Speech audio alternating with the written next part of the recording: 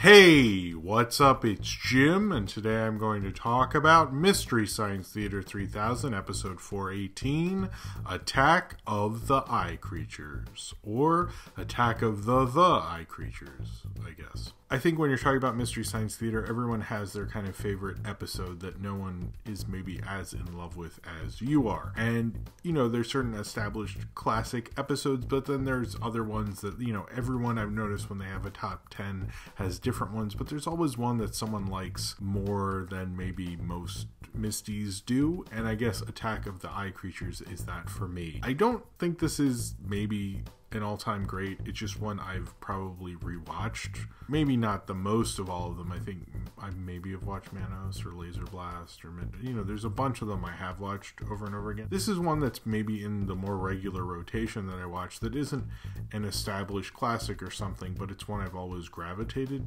towards. It's probably because of, like, get those smoochers off my property. A single smoocher, the worst kind. I would just love all the riffs in this. I've always thought it was a really good episode. I don't know if it maybe is as good as my memory holds up for, but there's certain sections where I'm like really laughing pretty hysterically, especially when they're making the dumb eye jokes. Now, I think this movie is probably known for being incredibly crappy, particularly the fact that they have the twice, and it's shown as Attack of the Eye Creatures, which apparently was when they retitled this, kind of a titling mistake. I've noticed they have a tradition of doing movies that went straight to TV, but, well, I guess this is crappy enough that you'd think it wouldn't go to theaters, but you wouldn't necessarily think. You'd think, oh, this is just a crappy movie that went to theaters. This was actually a color remake of Invasion of the Saucermen, and it was intended just to fill out American International Pictures films released to television. So it was probably a film that only really played in syndication, which is pretty shitty.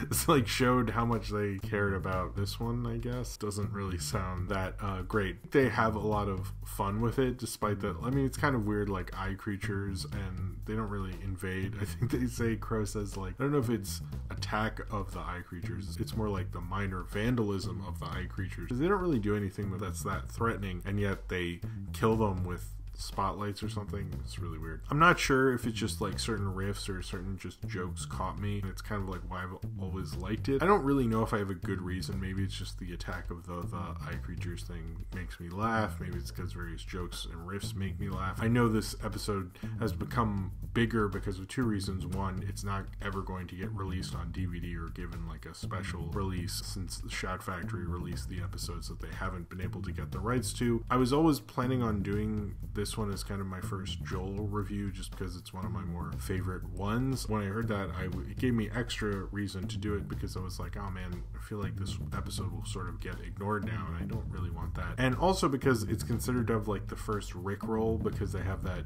joke in it where they show that guy and they sing "I'm Never Gonna Give You Up," but it's just because he looks like Rick Astley. I don't think it was really the first Rickroll, but now it becomes that because that song has become something a lot different from when this aired in 1992, which is kind of interesting, showing you how a joke's context completely changes, because suddenly you have a joke that's like just a Rick Astley reference, and they made references to tons of celebrities, and suddenly it means something totally different because of the modern times. And apparently there has been YouTube videos showing like, oh, Mystery Science Theater might have done it first. I don't know if they're the first one to make fun of Rick Astley.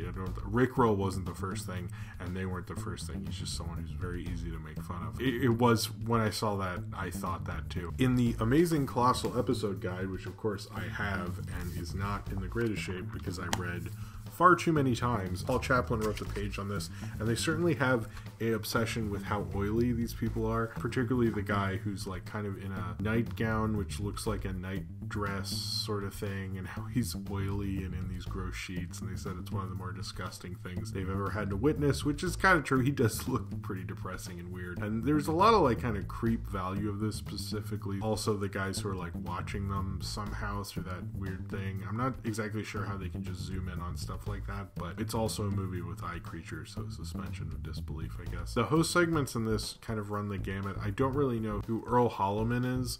I don't really, he was on Policewoman. That's like, I really don't know much about that guy. I didn't get that, but I like the kind of strangeness and the interesting kind of character moment host segment they had with Tom Servo just wanting to kiss someone. I thought was interesting. Then you have the Rip Taylor trio thing, which just kind of comes in, and it's just like a shot of fresh air in this episode right when things might feel like they're getting getting stale. I noticed the riffs in this kind of like goes up and down and up and down. I think maybe because I hadn't really watched an old episode since watching the newer season, which when I'm filming this was the first one with Jonah on Netflix, and it did feel more like just hanging out with friends than that felt like watching professional comedians riff something. This felt like at the beginning I was just like watching it, and friends would sometimes make comments and so forth. It felt a little more homely, felt a little more relatable, it felt a little more humble, and I thought that actually really is why the Joel episodes work so well, because you do feel like you're just hanging out with like some guys and they're kind of like maternal figure, which I think Joel really works well within that. It does feel like suddenly they'll do a fun little crazy thing, but they, you know, they all like know their power structure. They have their kind of family unit and the family unit established, and I thought that really works really well in these. I'm not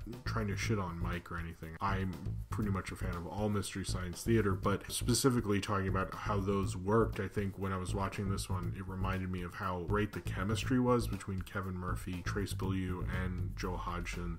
It's just perfect. That might be my favorite cast, all three of those guys together. I just think they play off of each other so well, and they kind of highlight what works about each of them. And I don't know necessarily, they haven't really worked all together since then, but I feel like it just kind of has that offbeat 90s-ness that works well, each taking a very different role. Not that the other cast weren't doing that, but I kind of like the flavors that mix together when those three are together. I love the "They Just Didn't Care" skit at the end. I thought was like particularly great, and they don't really do a lot of skits like that, despite the fact that they're watching movies where clearly they just didn't care. But it worked especially well in Attack of the Eye Creatures, or Attack of the Eye Creatures. And then I like, it's always weird seeing Mike in a host segment before he's the host. But what's weird, I was thinking about this, is I always find that to be weird, but then when Joel was in host segments in the new season, it didn't bother me. So figure that one out. It's like some weird, like I can never get around that for whatever reason. It just always is like a little weird to me. Not that he's a bad actor, it's just my own personal nonsense. I think he's a good actor and he's good in the host segments. He's obviously very funny. I liked all the like the Frank Sinatra riffs. I like the Smoocher thing is something I just never get over, especially like a single smoocher, the worst kind. Like, get these smoochers off my property. I love all that. I think that works so amazingly, excellently well. I actually like that they got Peter Graves to be the narrator at the beginning. I don't know why Peter Graves, I guess this was early on, so 1965, was he not doing as much, or maybe he needed some cash? I don't know. That's probably the most noteworthy thing about it. Maybe John Ashley, but not really. It sort of just is my favorite warm up with a blanket kind of Mystery Science Theater episode. When I was watching, I was like, I don't know if I've ever laughed at it that much. I think there's episodes I probably would not call out as much as this one.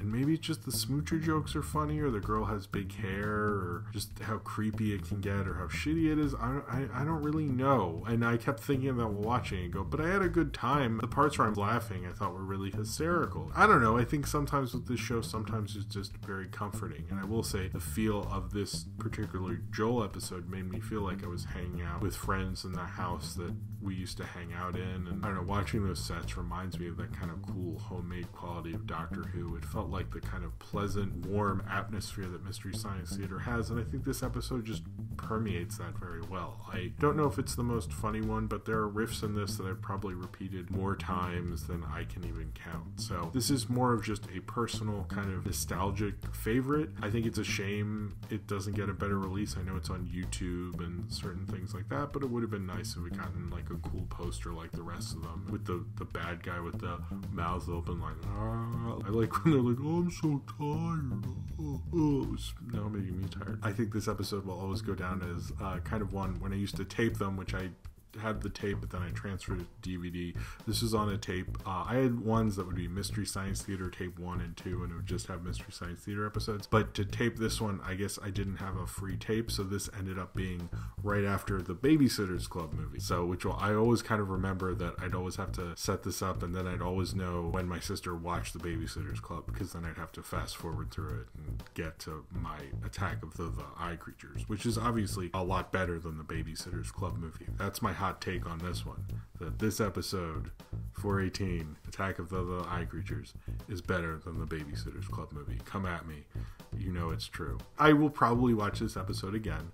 I'm probably not done with Attack of the Eye Creatures, but I always have so much fun with it. I don't want to be done with it. It's just kind of like, I don't want to say it's a guilty pleasure. It just sometimes with movies and TV, there's certain things you just end up watching over and over again, and maybe there's not a good reason. And it's not your favorite either. It's just something you enjoy watching, and it just gives you that kind of warm blanket, kind of comfort food kind of quality. And I guess of Mystery Science Theater, although the whole show gives me that also, but I think especially this one is probably my comfort food of my comfort food. And I think Attack of the Eye Creatures will always have that special place in my heart, even if I don't really know how it got there. So if you have seen Mystery Science Theater 3000, episode 418, Attack of the Eye Creatures, and you would like to talk about it, then comment below in the comments and subscribe if you would like to.